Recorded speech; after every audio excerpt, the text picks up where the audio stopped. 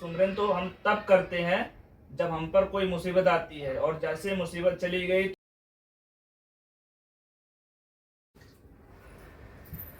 क्या पढ़ रहे हैं आप? ये माता जी का पुस्तक पढ़ रहा हूँ, दिव्य दीक्षा। और क्या लिखा है इसमें? देखो इसमें कितना सुंदर लिखा है। सुख या दुख बाहरी चीजों पर निर्भर नहीं करते, ये वास्तव में आंतरिक अवस्था के अधीन है।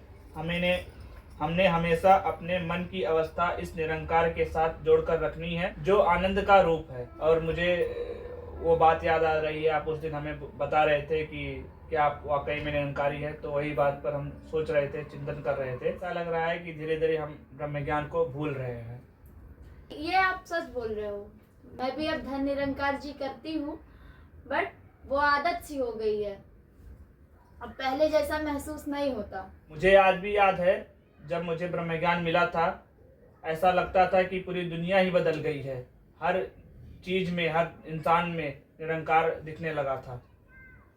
हाँ सच में, तब मैं भी हर चीज को देख देख के रो पड़ती थी। इंसान हो, पक्षी हो, पेड़ हो, सब में निरंकार दिखते थे। तब हमको सब में निरंकार का ही रूप लगता था।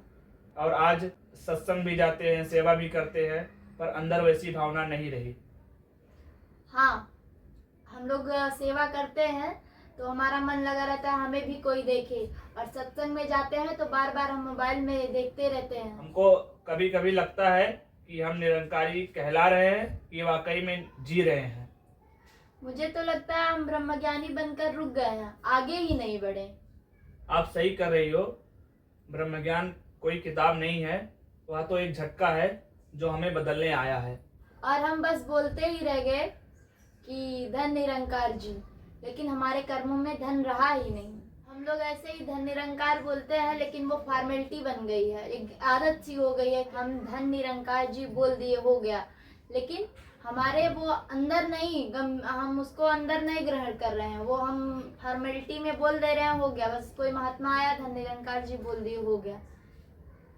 याद है बाबा हरदेव सिंह जी की बात, मनुष्यता ही सच्चा धर्म है। और आज तक हम सब कुछ बन गए पर मानव नहीं बन पाए।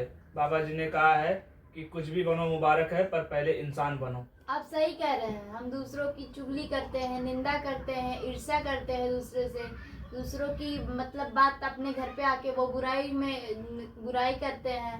दूसरों को देख के नकल करते हैं कि वो कोई ऐसा कर रहा है तो वैसा ही हमको करना है। क्या ये स्वभाव देख के हमारा निरंकार खुश होगा? आप सही कह रही हो। अगर सदगुरु माता हमसे पूछ ले कि मैंने आपको जो ब्रह्म ज्ञान दिया था उसका आपने क्या किया, तो हम क्या जवाब देंगे? हमने सिर्फ ब्रह्म ज्ञान को लेकर उसको भूल चुके हैं, और हमारे में वो उसका यूटिलाइजेशन बिल्कुल नहीं है। मतलब माता जी ने जितनी भी अच्छी बातें सिखाई थी, जो जो वहाँ पे सिखाया, जो जो बताया है, उसको हम सिर्फ सुन के आते हैं और अपने नैतिक जीवन में उसका उपयोग बिल्कुल नहीं करते हैं।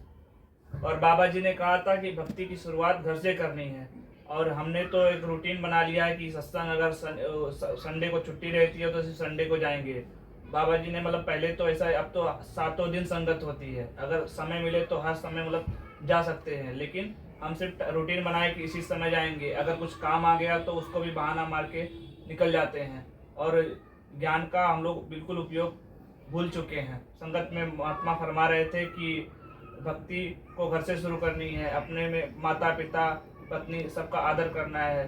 धन्यकार जी कोई महात्मा आते हैं तभी हम करते हैं। और अपने डेली रूटीन में माता जी ने कहा था कि सुबह उठ के सबके धन्यकार करने चाहिए। और सुमरन तो हम तब करते हैं जब हम पर कोई मुसीबत आती है, और जैसे मुसीबत चली गई तो फिर उस सुमरन को हम ऐसा यूटिलाइज करते हैं कि उसका भी हमें जरूरत नहीं है। जैसे कोई मुसीबत आई, सबसे पहले निकलता है तू निरंकार मैं तेरी शरणा मैनू बख्श लो, और मुसीबत गई कि फिर उसको भूल चुके हैं। बल्कि सुमरन हमें 24 घंटे सातों दिन हर वक्त हर पल करना है। यही सदगुरु माता जी हमसे चाह रही हैं और हमको समझा रही हैं, बता रही हैं, बट हम वो बिल्कुल नहीं कर पा रहे हैं।